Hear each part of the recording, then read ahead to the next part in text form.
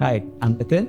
I'm the co-founder and CTO at HitPay. Hi, I'm Aditya. I'm the co-founder and CEO of HitPay. Hi, I'm Michael. I'm the lead engineer of HitPay.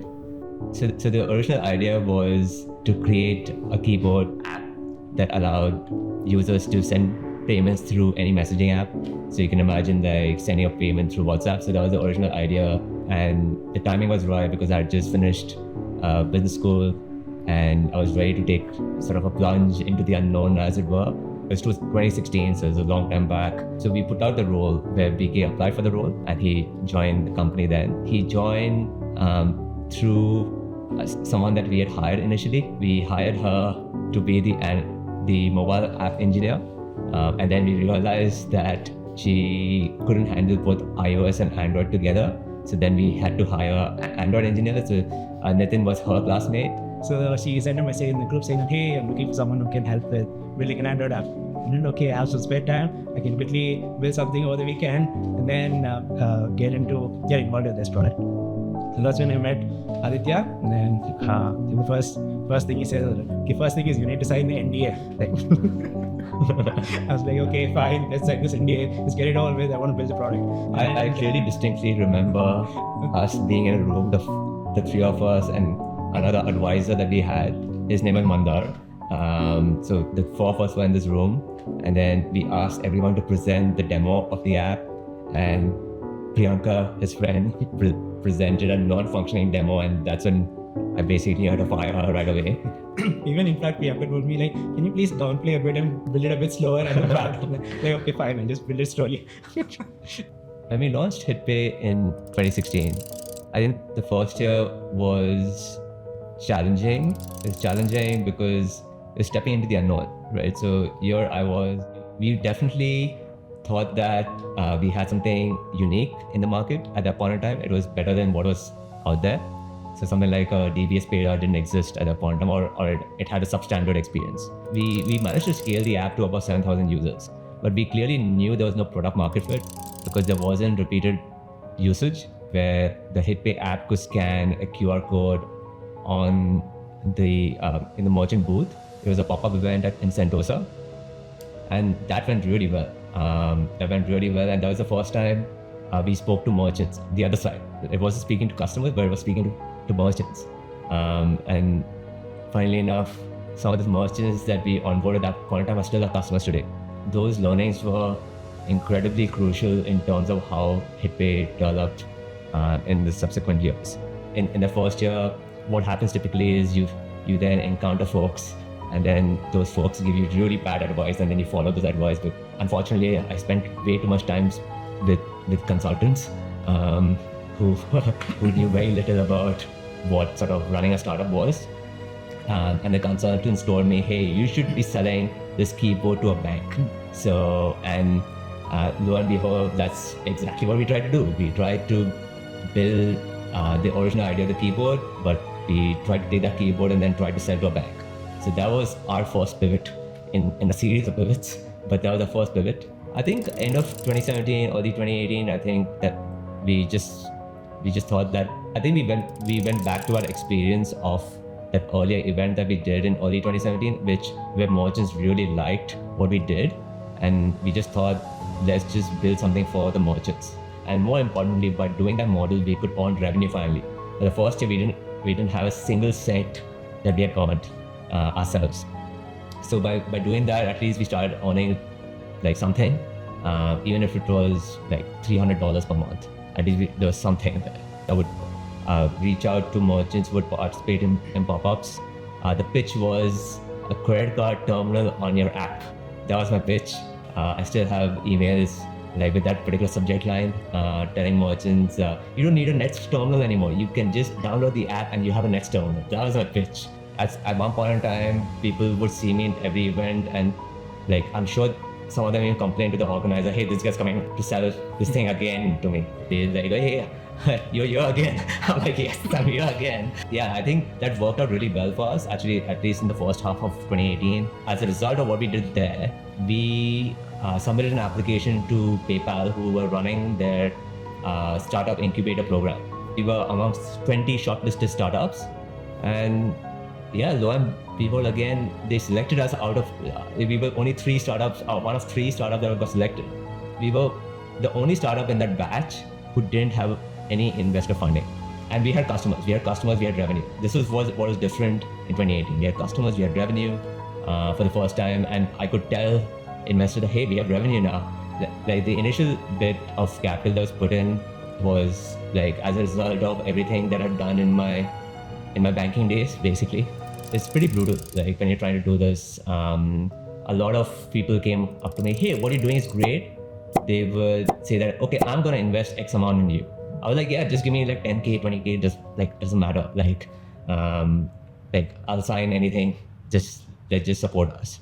And they would do that. They would say that, okay, I'm in, and then they would back out. So Amrish was quizzing me on, hey, tell me about your traction, how much money are you making every month, so on and so forth. I was saying that, okay, like today our like monthly revenue is over $1,000. So I was saying that, and then he made this comment, which has never left me. He said, $1,000 is what I spent on my wine last night. That's exactly what he told me. And I couldn't say anything much. I was like, maybe that is fair. But yeah, it's just something that never left me. Like just some of these comments like would never leave you. Aditya is also a lot complained to me. Yeah, a lot of things slow sometimes. I always shout at him. So yeah, Bangkok gets a lot of my frustration. Still okay. That's why you have Nitin as the filter in between. That's good.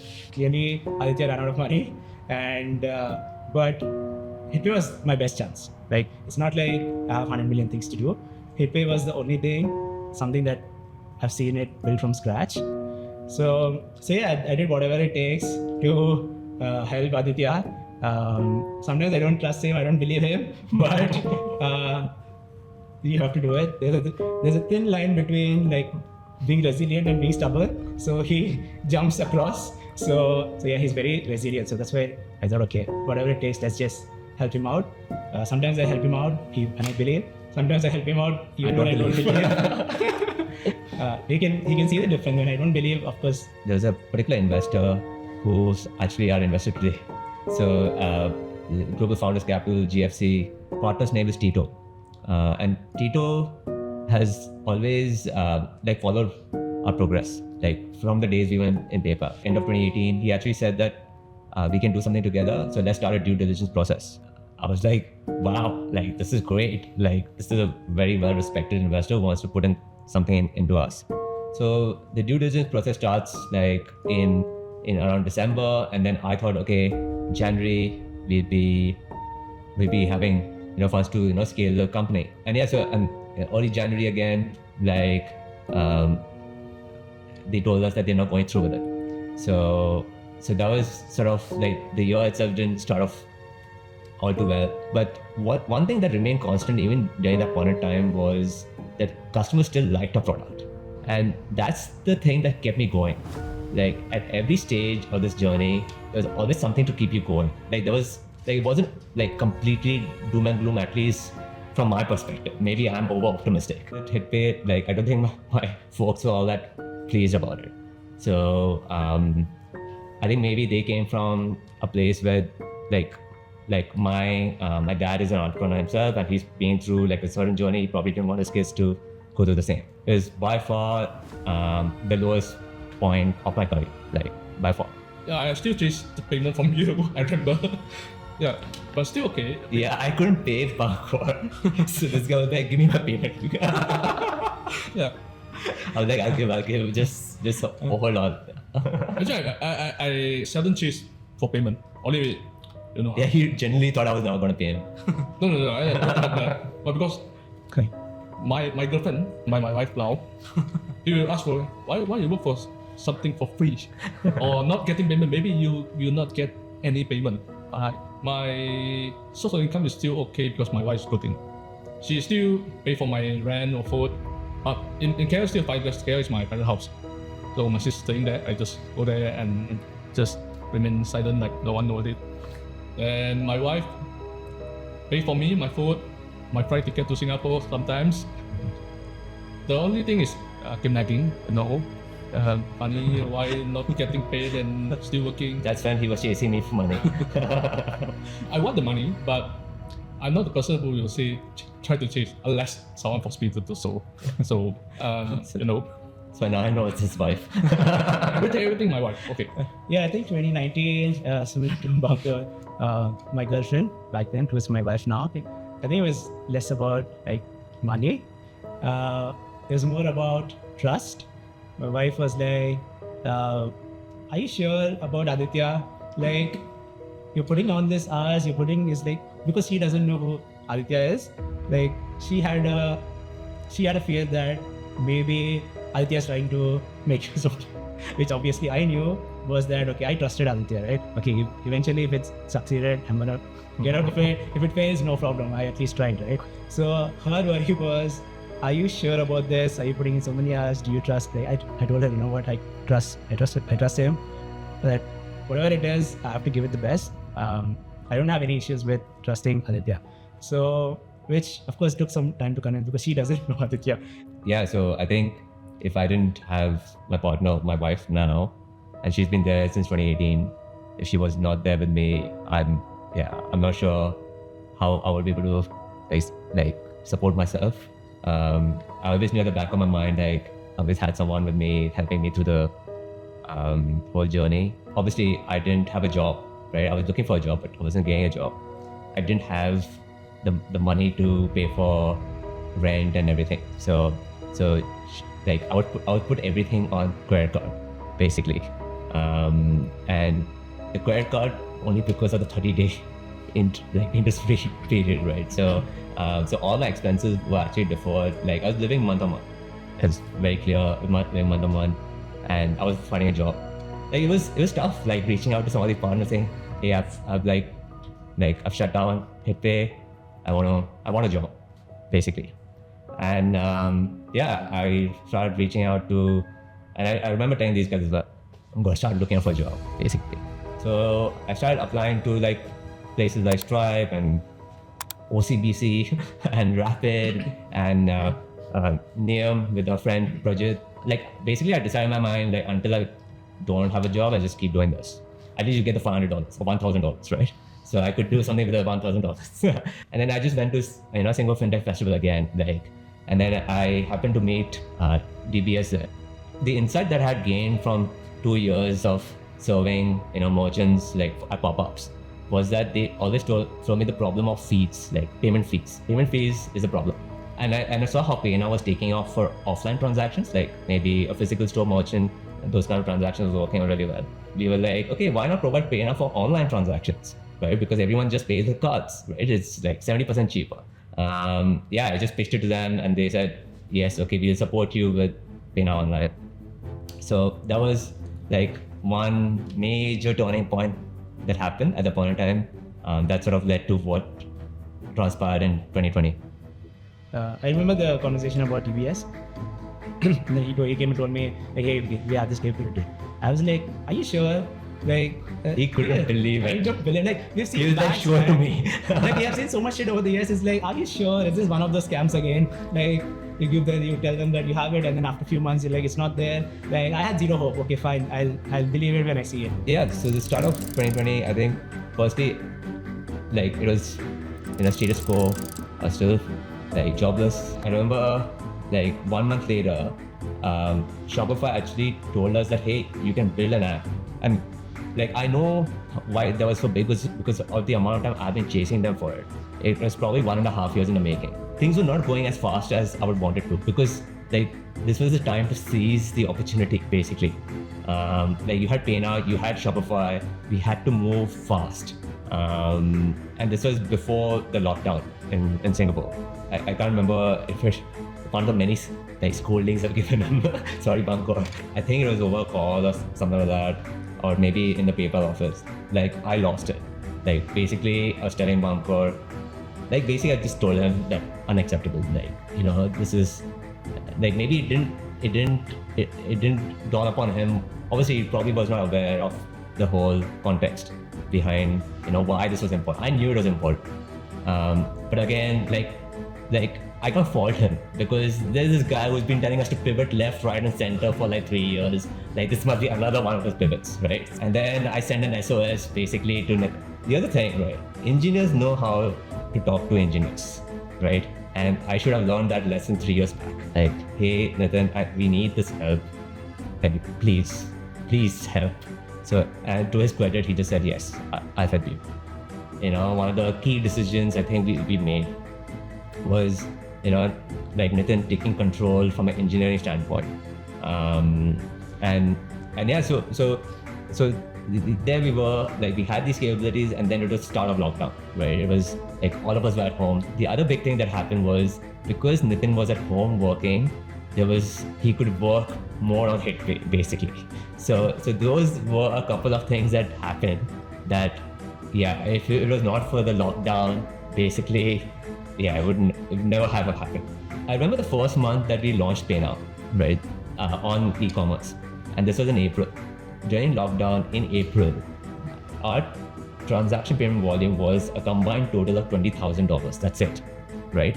In April, when we launched Pay Now, only through Pay Now, we hit 80,000 in the first month. And when we did that, we also earned more revenue than we did in 3 months time. That one single month, we realized that we made more revenue. And then when that happened, basically, I went full throttle, especially on onboarding. And what I told Nitin is, you guys just need to ensure nothing breaks. Just be there for me. That's it. I will go hammer and tongs.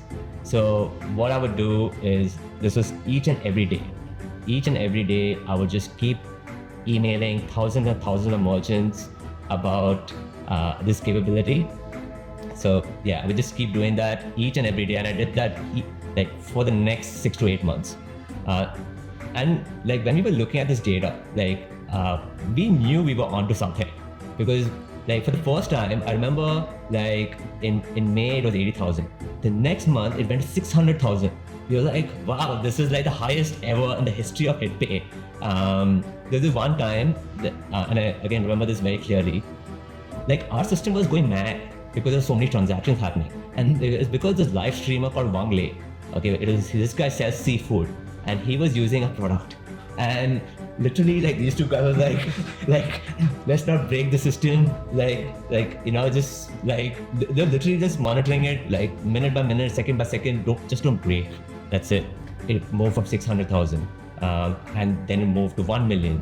Towards the end of the year we were at 2 million, and what we would do with the remaining money is, and you know, credit to again, like Nitin didn't take a single dollar, he didn't a single cent, nor did Pankot for that time.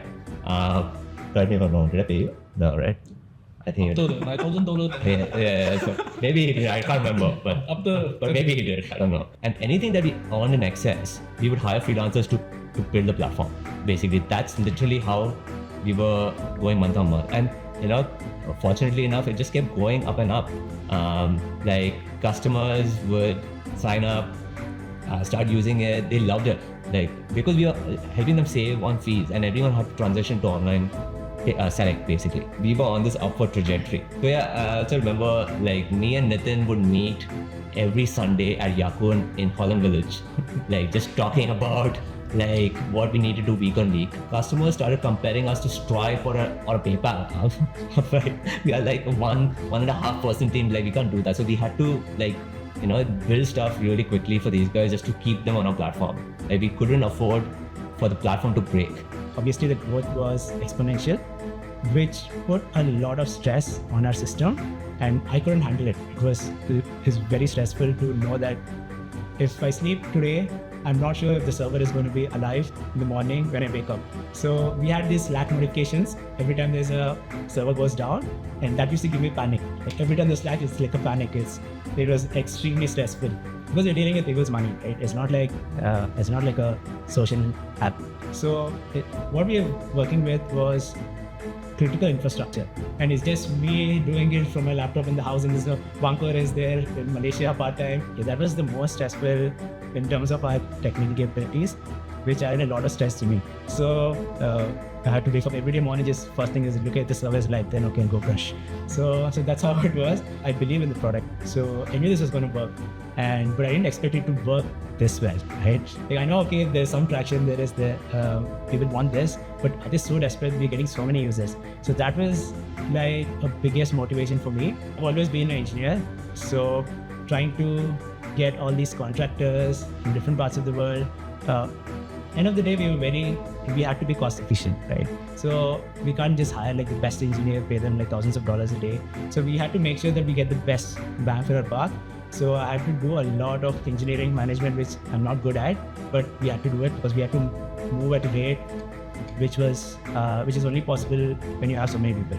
So that I would say was probably my biggest learning the first few months. Like how do you deal with those engineers? How do you like work with people who can't even speak English, right? So how do you find all these talent? So yeah, that was a big learning. A stressful year, 2020, but a lot of learnings. Actually, I can't remember what it can be. Because I even turn off the Slack notification at the time. There you go. Not really morning me. I was calling him as usual. Please turn on the notification. Okay, fine. Then sometime that time is still okay, but after that, started to feel panic when received the notification. We don't know whether it's from them or from the server error. So the server error is quite stressing. I think that really helped that Wonka was there, at least for some time, to help us. And I remember we built PIs for the business user. Until now, the code is still there. They're still passive. I think I know what he's talking about. So to get his attention, then you have to message him on WhatsApp, call him on WhatsApp. So then he will answer. Then he will say, yes, I'll look at it. Definitely, because working from home was a big advantage for us. And our COVID wasn't best for a lot of people, but it really helped us a lot. Every month there was always a fear that it's not going to go up. So that fear is what prompted me to not leave any stone unturned. Basically, I was going to do everything possible to make this go up. Because even one single month had it gone down, we would not be able to pay someone. In 2020, we were also competing with one more startup called Mesh, whose founder called us mediocre on a public pitch. He was calling us mediocre on a public platform, and we took a screenshot of that. I purposely took a screenshot of that particular image. I knew stuff like that would motivate me even further. Provide context on why that application was so important. Mesh actually stopped running the business in early 2021 because the founder just gave up. I think at that point in time, processing I think close to $2 to $3 million per month. That's how much we had grown as of January, February. The monthly revenue was good enough basically, but we're still living month on month. So that's why we're looking to raise.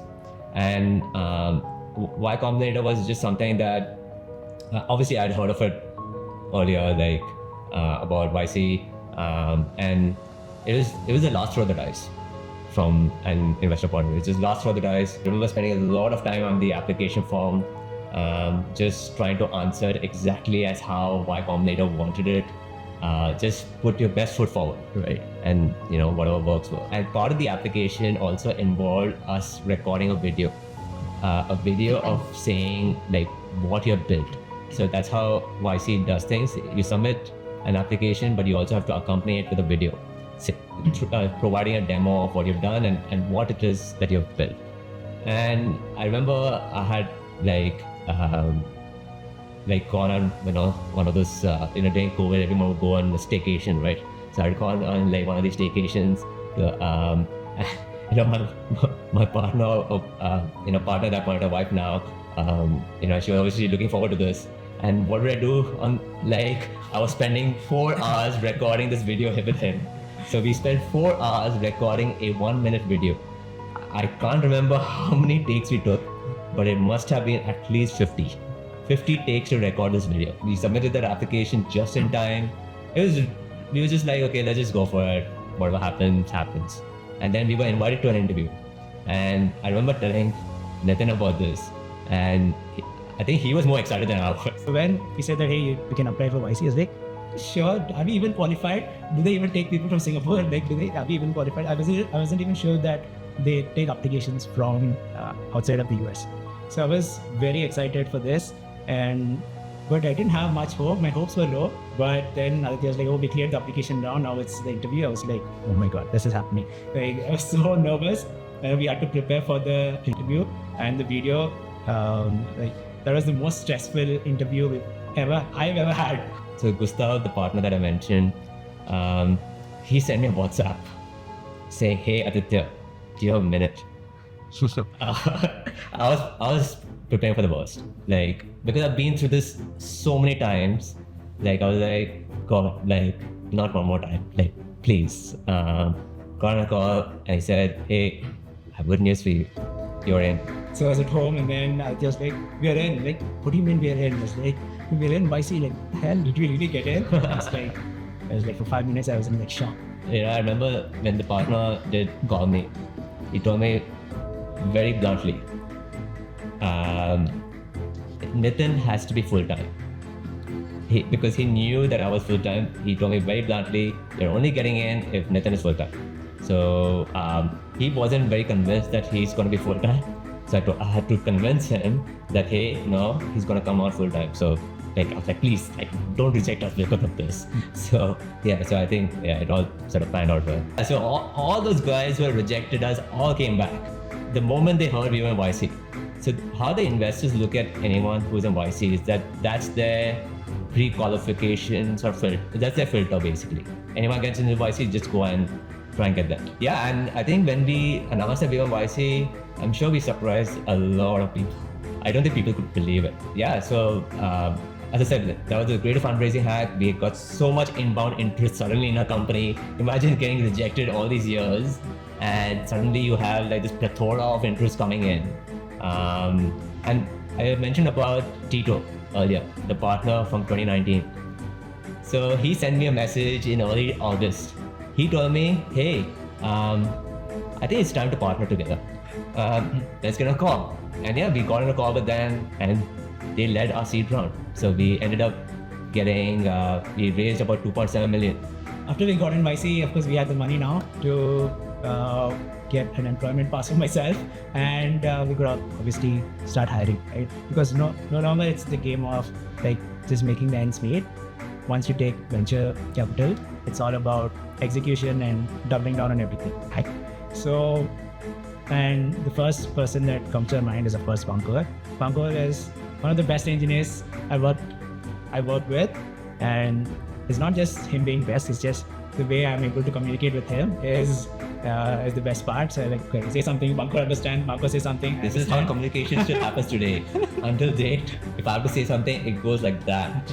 So yeah, I think that's one of the reasons we said, okay, now it's time. We have all the resources. We need to get BK in, and we made an offer saying that, hey BK, we need you in, and not like before, but this time full time. We'll be there. We have all the funds we need. When I got this news, very happy. And I told my wife, I can go back to Singapore with you again. And here I am now. So did the wife trust this time? Huh? Did the wife trust it? Like going back to those idiots again. My wife asked me, so it says employment contract. Yeah, sure, I receive it. And to give you a sense of like the business, like we were I think processing anywhere close to $10 to $15 million per month at the end of 2021 with 3 people.